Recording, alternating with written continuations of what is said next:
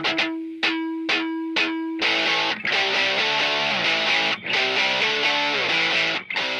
sahabat Kompas, selamat datang kembali di Bahas Peristiwa. Kali ini bersama saya Rbia Salasa, jurnalis harian Kompas. Dan kali ini saya ditemani oleh jurnalis harian Kompas juga, yaitu Mas Agung Setiadi. Mas, halo. Gimana kabarnya? Baik, alhamdulillah. Hari ini udah mengaspal berapa kilometer nih? Pendek hari ini. Hujan juga ya? Hujan. Tapi kalau ngomongin MotoGP 2025, kita mau bahas lebih lanjut, lebih dalam. Tentu dimulai dari yang kemarin baru aja selesai ya Mas ya. Tes shakedown di Sepang, Malaysia. Itu baru selesai 2 Februari lalu 2 Februari. Ya. Itu gimana Mas hasilnya? Dan udah mulai bisa kelihatan nggak sih maksudnya persaingan MotoGP 2025 ini? Ya. Shakedown test itu ya memang jadi awal ya. Membuka musim itu selalu dengan shakedown test.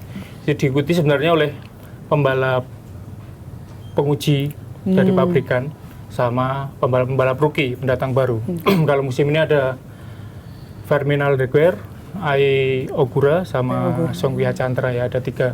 Tapi ada pengecualian di musim ini, pembalap pabrikan Yamaha ikut ambil bagian dalam tes shakedown ini karena mereka dapat konsesi. Oh, jadi bukan yang pengujinya justru yang... Pengujinya juga, tapi pembalap pabrikannya juga boleh untuk ambil bagian di shakedown. Makanya kemarin Quartararo tercepat di sesi terakhir ya. Tapi kalau dibandingkan dari catatannya 157 sekian. Jadi kalau dibandingkan hasil musim lalu di Malaysia, Ducati itu 156. Jadi masih tertinggal 1 detik, itu jauh banget. Jadi dari hasil shakedown test ini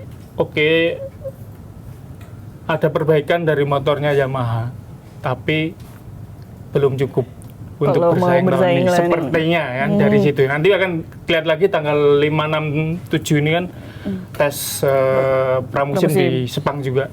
Dan itu semua pembalap pabrikan, semua pembalap reguler ikut. Jadi akan kelihatan. Baru di situ akan mulai kelihatan potensi persaingannya akan seperti apa. Kita juga akan bisa lihat Marquez seperti apa nanti di situ sama Pecco. Nah, seru pokoknya ini 3 hari ke depan ini dinanti nih sama pecinta MotoGP karena memang banyak hal yang dinantikan. Marquez sama Pecco akan seperti apa dengan GP25, terus Fabio Di Gia yang dapat GP25 juga akan seperti apa di VR46 gitu ya. Jangan lupa juga Franco Morbidelli pakai GP24 yang tahun lalu dia pakai. Tahun ini dia tidak perlu adaptasi dengan motor baru, dia tinggal lanjutin apa yang dia dapat akhir musim kemarin. Jadi seru. Malah lebih seru. Jorge Martin juga Jorge dinanti akan seperti apa dia di Aprilia. Apakah dia bisa membuktikan optimismenya itu yang kemarin pada saat di atas di Barcelona itu udah miring lagi loh di tikungan lewat dia, kepalanya udah nempel lagi. Baru 1 hari dia pakai Aprilia. Jadi akan kita lihat seperti apa secepat itu adaptasinya, apakah dia bisa dapat sesuatu yang kliknya itu cepat sehingga dia bisa improve dan jadi pesaingnya Ducati.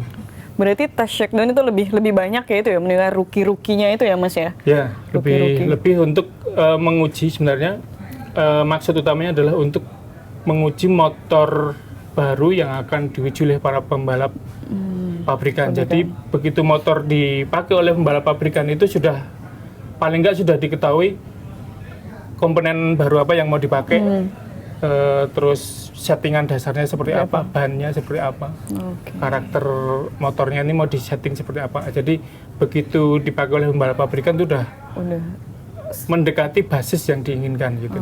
Jadi kalau dia sudah dapat setelan dasarnya, nah ini pembalapnya tinggal nyesuaiin sesuai karakter berkendaranya, dan nanti diuji kayak ada aero chassis, ada swing arm, itu juga akan diuji lebih lanjut oleh pembalap pabrikan. Jadi yang utama dari tes shakedown itu adalah menyatukan komentar dari pembalap penguji sama pembalap pabrikan ini sama nggak? Kalau sama, berarti pada jalur yang tepat pengembangan ini. Jadi kalau ada perbedaan, nah itu yang harus dicari lagi karena mekaniknya harus bekerja lebih keras. Berarti sangat teknis ya.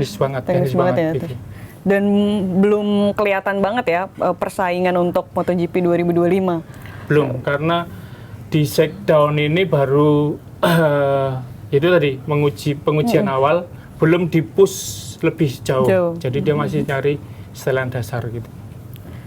Tapi kalau untuk rookie ini penting. Momen, ya. Nah, ini momen. Jadi dari hasil kemarin yang paling menarik itu adalah Ai Ogura.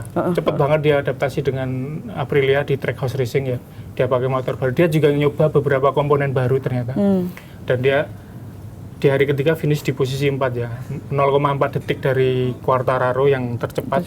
Itu impresif. Menurutku impresif ya. Dengan 157 itu kalau musim lalu kualifikasi ya dia di sekitar 10-11 lah untuk posisi start ya. Jadi menarik. Jadi buat tim-tim itu momen mereka untuk melihat cara kerja motornya. Untuk kita yang nonton itu ya jadi hiburan dengan ada rookie-rookie itu ya Mas ya, yang kejutan-kejutan itu. Tapi kalau kita ngomongin persaingan juara tadi udah sempet nyebut bakal ada duel gitu, satu tim yang bukan duel ya, ya persaingan yang potensi panas ya. Potensi panas. Selain itu ada nggak sih Mas persaingan juara itu seperti apa kira-kira untuk di musim ini kalau prediksi Mas? Yang perlu yang sangat dinanti ya, yang sangat dinanti adalah seperti apa Marquez dan Pecco ini menjalani persaingannya. Panas nggak seperti Lorenzo sama Rossi atau enggak gitu. Kan banyak yang prediksi Marquez ini orang pembalap yang nggak peduli kalau dia punya potensi untuk menang atau dapat posisi yang lebih baik, walaupun itu rekan setimnya dia nggak peduli, dia hajar aja, dia akan tetap super agresif. Jadi hal-hal seperti itu yang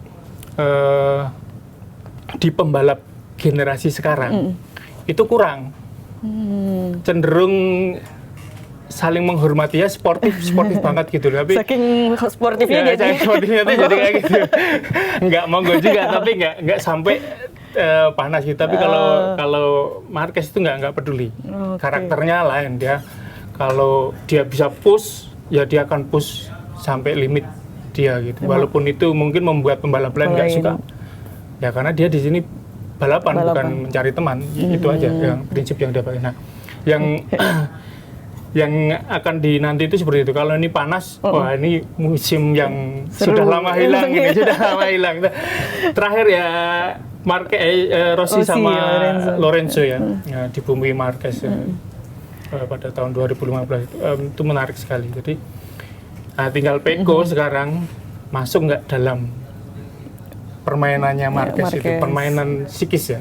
Nah, itu karena Pecco juga orangnya bukan terlalu tapi kalem banget ya, terlalu kalem gitu. Jadi nggak mau menanggapi pancingan-pancingan psikis itu, padahal itu yang seru. Tapi kalau dia kepancing ya pada satu titik itu kan, kalau orang mau menang nggak jadi itu kan lama-lama jengkel juga ya, bisa jadi terpancing gitu ya. Itu satu. Yang kedua, adaptasi dengan GP25 ya. Di GP25 itu jelas motor ini memang dikembangkan sesuai dengan lebih ke gaya berkendaranya Pecco. Karena dia pembalap utama untuk saat ini gitu ya. Tapi Marquez dengan GP23 kemarin tahun kemarin dan Pecco pakai GP24 ini cepet banget. Dan satu-satunya pembalap yang pakai GP23 yang mampu memenangi balapan 3 balapan. Bisa menyaingi lah ya. Ini sebenarnya masalah GP23 itu bukan karena jarak pengembangannya itu jauh dengan GP24, enggak, sama, dikit mirip-mirip, tapi ada perubahan di ban. Ban Michelin tahun 2024 itu beda dengan yang dipakai oleh GP23 pada tahun 2023. Itu yang jadi masalah. Jadi motor-motor GP23 itu dia kalau istilah pembalapnya itu rear pushing the front. Jadi kalau mau nikung ban belakangnya ini karena gripnya terlalu besar, itu dorong terus ke depan. Jadi nggak mau berhenti, tapi dorong sliding. Jadi, nah ini yang susah. Marquez bisa menemukan itu. Nah itu istimewa. Tapi di 25? Di 25 dia akan lebih enak. Malah lebih enak. Karena GP24 itu sudah disetting dengan ban yang tidak berubah sama sekali, dan dia kalau bisa beradaptasi dengan GP23, GP24 pasti Harusnya lebih secara logika itu akan lebih enak. Dan komentar dia waktu tes di Barcelona juga positif. enak gitu ya. Oke. Mantap.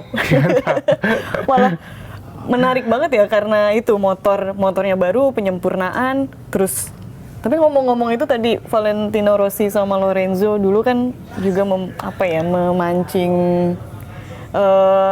bukan persaingan juga ya Mas, ketegangan kali ya di garasinya. Ya, di garasi. Ya, ini nah, jadi ini gimana nih kalau jadi di Ducati? tugasnya Ducati. Di situ ada Dalinya sama Cardosi nanti yang ya mereka selalu optimistis kalau bisa mengelola persaingan dua balap ini supaya tidak terjadi persaingan yang panas di dalam di dua garis itu, kan ini dua alfa nih dua sama-sama juara ini. Ini susah pasti. Dan Dovizioso ada bilang ya Ducati kan bilang bisa mengatasi itu, tapi Marquez ini berbeda. Jadi ada keraguan apakah Marquez bisa dikendalikan atau dikontrol atau enggak, atau justru ini bisa jadi panas itu karena dia nggak biasa di posisi nomor 2. Dan komentar terakhir kemarin kitanya di Ducati kamu merasa pembalap nomor 1 atau pembalap nomor 2? Saat ini bukan nomor 1 untuk saat ini. Jadi ada indikasi bahwa dia itu nggak mau jadi nomor, walaupun dianggap ya sama perlakuannya sama, tapi dia pengen jadi reference utamanya. Ya karena dia alfa ya, pembalap itu kan selalu apalagi udah pernah juara. Ini 8 kali juara nih. Dan tahun ini dia pengen juara lagi. Setelah kesulitan dari tahun 2020. Kecelakaan, humerus. Terus operasi sampai 6 kali. Wah, bayangkan itu menguras emosi dia kan. Dari seorang comeback pengen membuktikan dengan motor terbaik. Ini kalau 9 kali juara, wah Rossi bakal waduh, ini makanya dia anak buahnya yang di VR46 kayaknya wah jangan sampai jadi juara. Kelewat ntar. Peko aja yang juara. Iya juga ya. Mungkin seperti itu. Itu yang salah satu yang menarik. Berarti banyak ya poin-poinnya nih. Banyak. Jadi ini multidimensi. Jadi banyak kepentingan di situ. Apa ini gitu. Itu baru satu tim ya Ducati. Yeah. Persaingan mereka nih di luar itu Mas yang bisa menyaingi Pecco versus Marquez ini kira-kira siapa nih? Kalau di atas kertas sebenarnya harusnya para pembalap KTM, ya terutama Pedro Acosta sama Brad Binder, karena musim lalu yang terdekat 1, 2, 3, 4 Ducati, 5, 6 Brad Binder sama Pedro Acosta KTM. Jadi secara harusnya progresnya itu mereka yang bisa dekat dengan Ducati atau lebih sering push ya. Kalau Aprilia walaupun menang 1 kali di Amerika Maverick Vinales, tapi kemudian sulit sekali berkembang mereka. Kalau Acosta musim ini sama Binder itu menemukan settingan yang pas. Dan motornya mereka itu bisa lebih adaptif di banyak sirkuit. Itu yang jadi kunci performa mereka untuk lebih menekan Ducati. Sebenarnya. Kalau Aprilia juga potensinya juga gede. Sekarang tinggal Martin bisa nggak push itu. Karena kalau dari Vinales kemarin kenapa dia pindah ke KTM, ke KTM Tech 3 musim ini, meninggalkan Aprilia itu dia merasa motor Aprilia ini di awal itu udah settingannya udah kompetitif, tapi kemudian nggak naik-naik. Padahal yang lainnya improve. Setiap putaran dia improve. Terus si Aprilia ini sulit. Kayak stagnan gitu. Stagnan. Jadi mereka itu banyak mencoba komponen baru, tapi performanya nggak naik-naik signifikan gitu. Nah ini yang perlu dijawab oleh Aprilia pada musim ini untuk membawa untuk memberi si Jorge Martin sama Bezzecchi motor yang kompetitif gitu, yang adaptif terhadap berbagai track, terutama track-track yang tidak terlalu mengalir. Jadi kalau track yang flowing dia kencang karena kecepatan menikungnya Aprilia ini sangat bagus, lebih bagus dari Ducati. Tapi begitu harus melewati track itu memiliki sektor-sektor yang harus stop and go atau hard braking, itu mereka kehilangan banyak waktu di tikungan. Sedangkan Ducati sudah memperbaiki itu. Dulu mereka mengalami itu, kemudian ditemukan solusinya oleh Pecco pada saat dia di Pramac Racing. Akhirnya sekarang udah ketemu kliknya, bisa hard braking, dia bisa berhenti. Kalau dulu di hard braking nggak mau berhenti motornya, sekarang mau berhenti. Enak ya. Buat nikung. Nah, ini yang jadi pesaing Ducati musim ini kemungkinan tuh ya secara kalau di kelanjutan progres musim lalu harusnya KTM, Pedro Acosta sama Brad Binder, kemudian didukung oleh Viñales sama Enea Bastian ini ya di Tech3, itu pasti akan mempercepat pengembangan motor RC16. Jadi KTM harusnya bisa lebih improve. Iya. Terlepas dari mereka dalam situasi sulit secara finansial ya. Nah, semoga sih enggak ya, jangan keluar dari MotoGP ini. Ini pabrikan bagus ini. Kemudian Aprilia dengan Martin ya. Dan Martin dan mereka juga datengin teknisi dari Ducati juga untuk gantiin si Romano Albesiano yang pindah ke Honda. Udah Ducati juga kehilangan Max Bartolini diambil sama Yamaha. Dua pabrikan Jepang ini ya jadi penonton ya. Ini masih jadi penonton. Malah jadi penonton, Mas. Masih jadi penonton karena kalau secara hasil 2024 ya jauh banget. Kalau musim ini tiba-tiba masuk ke persaingan aneh juga ya. Papan atas itu kayaknya belum, masih jauh. Hasil dua pembalap pabrikan Honda ya, Joan Mir sama Luca Marini musim lalu 20 dan 21. Itu dua posisi terbawah di pembalap reguler. Bayangkan, kalau Yamaha ada peningkatan yang cukup signifikan, terutama musim ini kayaknya lebih kompetitif dilihat dari catatan shakedown test kemarin. Walaupun waktunya Quartararo itu kalau dibawa ke 2024 saat kualifikasi Q2 dia di posisi 10 start di posisi 10, tapi itu bagus. Artinya dia bisa lolos Q2 langsung. Gitu loh. Musim lalu untuk lolos Q2 Yamaha minus setengah mati. Berarti ada peningkatan performa. Ada peningkatan performa. Ada sesuatu yang menjanjikan dari Yamaha. M1 mesin inline. Mesin yang baru itu. Mesin yang sekarang dipakai itu yang inline 4. 4 silinder segaris. Tadi ngomongin yang pembalap-pembalap Honda dan Yamaha gitu, Mas. Ya kita tahu lah dulu kan juara-juara. Top pasti dari Honda dan Yamaha gitu. Dan masih ada di situ kan sekarang. Kayak posisi mereka tuh seperti apa sekarang, Mas gitu. Tadi kita ngomongin Quartararo ini ya ada Quartararo di Yamaha ya, juara 2021, terus juara 2020 ada Joan Mir ya di Honda. Mereka ya realistis saja, jadi tidak mau pasang target terlalu muluk. Kayak dua musim terakhir Yamaha kan selalu targetnya ya bersaing di papan atas gitu, bersaing untuk juara gitu. Tapi itu jadi beban. Quartararo kemarin waktu launching di Malaysia bilang, saya nggak mau punya beban tambahan dengan target yang sebenarnya tidak realistis gitu loh. Jadi ya sekarang fokus aja ke saat ini, fokus ke yang ada gitu. Jadi ya, apa yang ada ya, motor yang ada itu mau dikembangin supaya 2026 kan pembekuan, tidak boleh mengembangkan mesinnya, dibekukan di 2006, kan 2027 mau ganti spesifikasi mesin ke 850 cc. Jadi kalau sekarang mereka bisa menghasilkan motor yang kompetitif, dan kemudian Ducati KTM Aprilia nggak boleh ngembangin motor di 2026.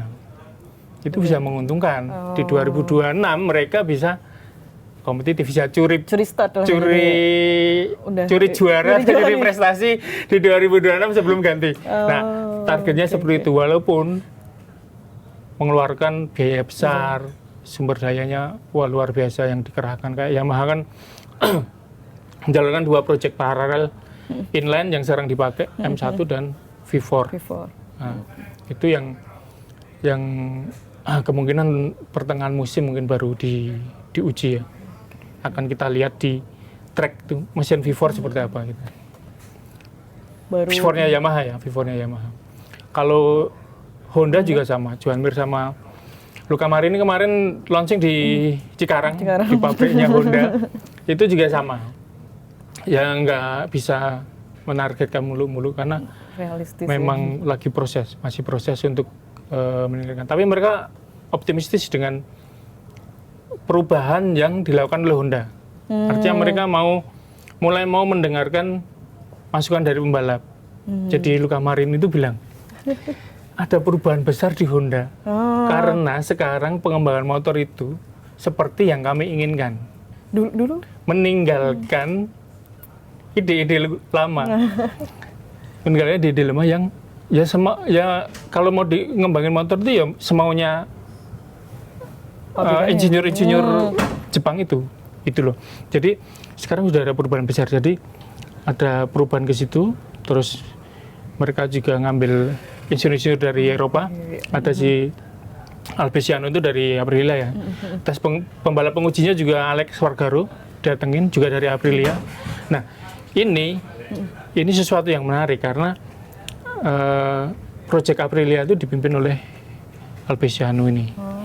Bersama pembalap utamanya dulu Alex Spargaro. Nah, tapi kalau mereka tidak diberi ruang yang luas oleh Honda untuk ngembangin RC213V ini supaya bisa lebih kompetitif mengikuti apa yang sekarang diperlukan oleh Honda, percuma juga.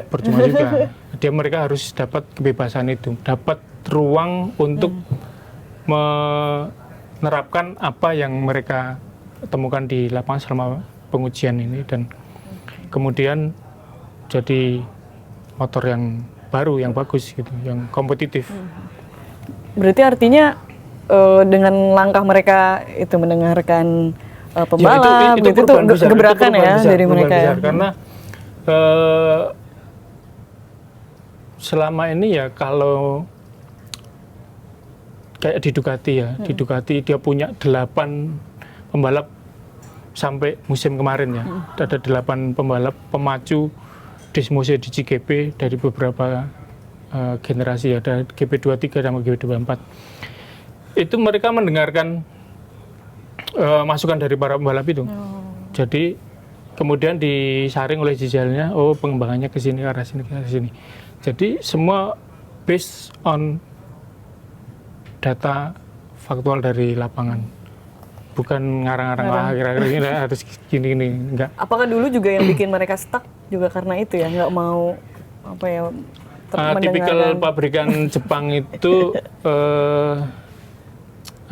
tradisional. Jadi kalau motor masih kompetitif ya ngapain dikembangin. Jadi tidak perlu ambil resiko banyak. Bedanya pabrikan Eropa itu karena dia mengejar ketertinggalan, mereka mencoba banyak hal kan. Akhirnya kayak Ducati dengan ride device-nya itu kan efektif. Startnya dia kan selalu wheelie ya dulu, sliding wheelie. Setelah ada ride device itu dia bisa. Ini tahun 2027 dilarang, nggak boleh. Oh, ini nggak boleh? Nggak boleh 2027. Tapi itu salah satu contoh ya. Kemudian Aprilia ground effect itu yang dipakai di Formula 1. Albesiano yang nemuin, diimplementasikan untuk ground effect. Jadi fairingnya itu bisa menambah daya tekan ke bawah. Nah itu ditemukan oleh tim-tim yang dalam posisi mau berprestasi, mengejar ketertinggalan. Nah ini Honda sama Yamaha udah di atas nih.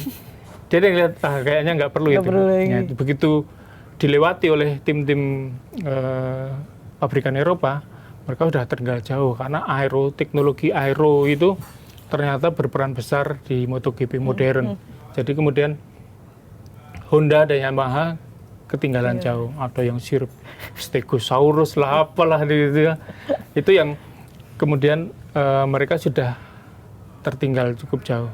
Itu Mungkin titik baliknya bisa ya? sampai 2-3 langkah. Tapi ini sekarang jatuhnya dia mundur selangkah untuk mungkin nanti berharap nyalip atau Mau nggak mau mundur. Kalau dibandingkan 2023-2024 hasilnya lebih jelek loh. hasilnya lebih jelek. Artinya mereka ketinggal lebih jauh. Gak cuma Jadi selangkah. mereka belum bisa mengejar ketertinggalan.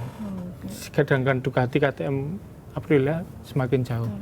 Berarti ini ya, kita juga menantikan gitu apakah reformasi gebrakan dari pabrikan Jepang ini bakal apa nih di musim ini Ya. gitu. Yang menarik dari pabrikan Jepang, kalau Honda kayaknya nggak ada perkembangan yang signifikan di mesin. Maksudnya tidak ada perubahan yang revolusioner. Tapi kalau Yamaha yang dinanti adalah M1 mesin V4. V4. Nah, Itu gimana ini- sih Mas yang V4 ini? Mesin, jadi gini, Yamaha itu dalam posisi satu-satunya pabrikan yang menggunakan inline. Yang lainnya V4. Juara-juara, sebagian besar juara itu diraih oleh V4. Dia itu pengen membandingkan inline sama V4. Kalau aku punya dua mesin yang sama, potensinya gede yang mana? Nah, kalau ini jadi dalam posisi paralel, ini motor yang sama sekali baru, karena sasisnya pasti baru, semuanya baru, beda dengan yang M1 ini. Nah, ini nanti akan diuji, kemungkinan di pertengahan musim ini atau mungkin lebih cepat menggunakan sebagian dari 6 wildcard yang dipakai oleh Augusto Fernandes nanti, balap pengujinya. Nah, ini untuk mengetahui apakah Yamaha masih bisa mengembangkan inline lebih bagus lagi, atau memang ini sudah stagnan dan ini eranya V4 gitu. yang punya potensi lebih tinggi. Nah, dua mesin ini nanti yang akan diputuskan mana yang akan dipakai untuk 2027. Jadi dalam dua musim ke depan ini Yamaha kan sebenarnya punya 3 project. Inline, V4, sama yang untuk 850. Mau pakai inline atau V4. Anaknya yang 1000 cc ini nanti akan diturunkan ke 850. Makanya cukup Nah, ini menentukan menarik, ya menarik di ini. musim ini berarti Iya. untuk Yamaha. Oh iya, seru nih, seru. Mau pakai yang mana? Kalau Max Bartolini kemarin bilang ya ini sesuatu yang berjalan paralel dan sangat serius dikerjakan oleh Yamaha dengan mengerahkan banyak sumber daya. Bayangkan pabrikan membuat komponen dua project motor ya bersamaan. Semua harus cepat. Pabriknya seberapa itu, engineer-nya yang dikerahkan berapa, duitnya berapa, itu udah luar biasa itu. Jadi tahun ini selain persaingan juara ada kita nanti Nasibnya Yamaha. Yamaha sama Honda ini. Oh, V4 ini juga sangat dinantikan nih. Boom enggak? Menarik banget, banyak banget ya berarti ya tadi dari persaingan timnya, kemudian apa ya ini Dia persaingan juara, rookie nanti seperti rookie. apa, menarik juga. Kalau Mandalika gimana Mas Mandalika? Mandalika nanti dipakai lagi di Oktober kalau salah, Oktober. Ya masih sama. Kalau aspal mah udah oke ya, aspal udah oke. Setelah dilakukan pengaspalan ulang. Kemudian yang jadi keluhan pembalap itu sebenarnya racing line-nya sempit. Jadi untuk mendahului, jadi yang nggak licin, kalau di luar racing line itu kan licin ya. Jadi kalau untuk mendahului hanya di beberapa tikungan tertentu. Jadi kalau untuk aspal nggak ada masalah, penyelenggaraan nggak ada masalah. Sebenarnya memperbanyak balapan di Mandalika aja. Kayak yang dijalankan oleh MGPA ini, banyak balapan juga nanti. Fanatec juga dibawa ke situ, balapan mobil Asia, Fanatec itu juga di situ, Porsche juga ada, nanti ada beberapa balapan ARC juga ada lagi. Jadi diharapkan itu ya memperbaiki kondisi track dalam artian grip ya. Jadi gripnya itu lebih lebar. Jadi kalau mau nyalip di tikungan itu nggak licin, lebih seru jadinya. Nah, apalagi ini sirkuit yang fast flowing itu. ini ya 2025 ini kayaknya kalau dari prediksi-prediksinya Mas Ang kayaknya bakal menarik dan sengit juga ya. Sengit ini, dari berbagai, tidak cuma soal ngejar prestasi tapi juga dari banyak hal lah gitu ya. Banyak aspek yang lah ya. dipertaruhkan di setiap segmen. Jadi ada di papan atas nih ada persaingan sendiri, di tengah nih ada antar rookie, ada Yamaha sama Honda seperti apa itu juga menarik. Jadi banyak yang bisa diikuti tahun ini untuk MotoGP. Selain persaingan juara, teknologi baru seperti apa. Juga ada track Brno balik lagi Juli, terus setelah 2021 nggak dipakai ya karena harus diaspal ulang. Sekarang balik lagi, terus ada di Agustus nanti Hungaria ada di Balaton. Nggak tahu dibatalkan lagi atau enggak. Tergantung kondisi. Situasi.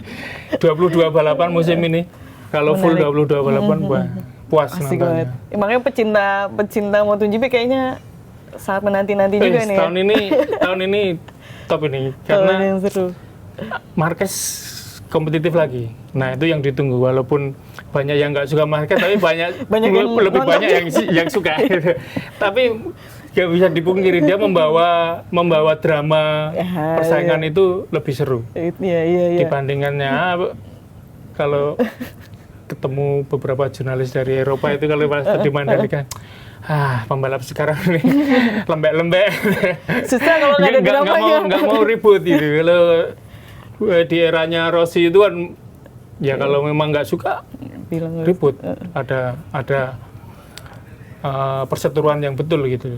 Di luar, yang di track dibawa keluar lintasan. Nah, sekarang akan seperti itu atau enggak?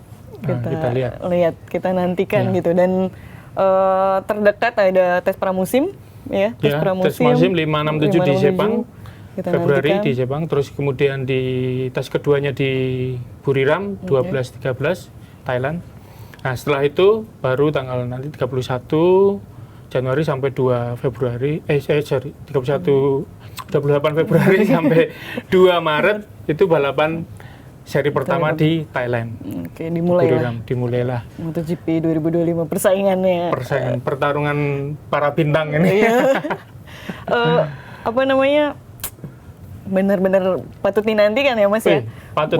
Musim ini sesuatu. Musim ini ada hal baru karena ada perubahan kasta pembalap. Jadi Peko nanti dilewatin Marquez ini sesuatu ini.